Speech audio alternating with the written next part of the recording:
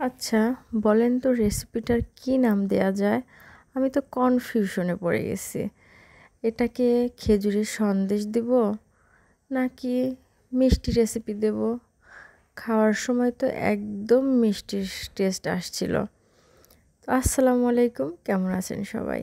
তো আজকে নতুন আরও একটি রেসিপি নিয়ে আসলাম আপনাদের জন্য।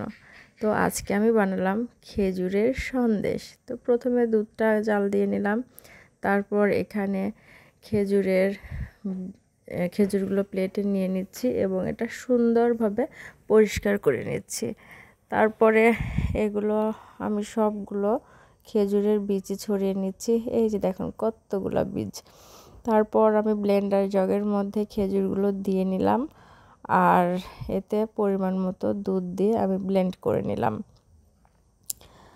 আসলে এই রেসিপিটা খুবই টেস্টি হয়, এভাবে বানিয়ে খেয়ে দেখবেন। তো আমি কড়াইতে ঘি দিয়ে এখানে কিছু কাঠবাদাম, কিছু পেস্তা বাদাম এবং কিছু কাজু বাদাম আর কিশমিশ দিয়ে ঘিতে ভেজে নিলাম।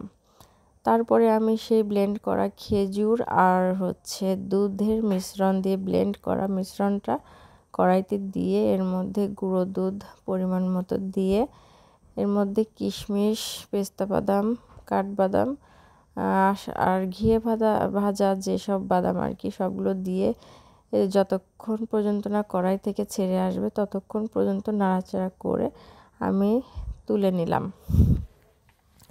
আসলে এই রেসিপিটা অবশ্যই আপনারা করে খেয়ে দেখবেন। আমি নিজেও বিশ্বাস করতে পারছিলাম না যে মিষ্টি আইটেমটা আমি বানাচ্ছি। আরেকটা কথা মনে রাখবেন, এটা কিন্তু উইদাউট সুগার, এটা কিন্তু একদম সুগার ফ্রি, তাই ডায়াবেটিস রোগীরা নিঃসন্দেহে খেতে পারবেন। তো এখানে আমি অফ ক্যামেরায় খেজুরের মিশ্রণটা রোল করে নিয়েছি এবং রোল করে আমি ফ্রিজে সেট হতে রেখে দিয়েছিলাম।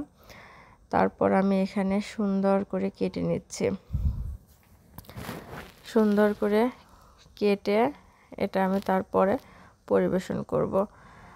মানে এই রেসিপিটা কে করছেন আমি জানি না, তবে যারা করেননি অবশ্যই একবার হলেও ট্রাই করে দেখবেন। মানে খাওয়ার পর এটা যে আমি বানিয়েছি এটা আমার নিজেরই বিশ্বাস হচ্ছিল না। তো যাই হোক, আমার রিকোয়েস্ট রইল একবার হলেও আমার এই রেসিপিটা দেখে বানিয়ে খাবেন। তো আজ এ পর্যন্তই। সবাই ভালো থাকবেন, সুস্থ থাকবেন, আমার জন্য দোয়া করবেন। যারা ফেসবুক থেকে দেখছেন তারা ফলো দিবেন, যারা ইউটিউব থেকে দেখছেন তারা অবশ্যই সাবস্ক্রাইব করবেন। আল্লাহ হাফেজ।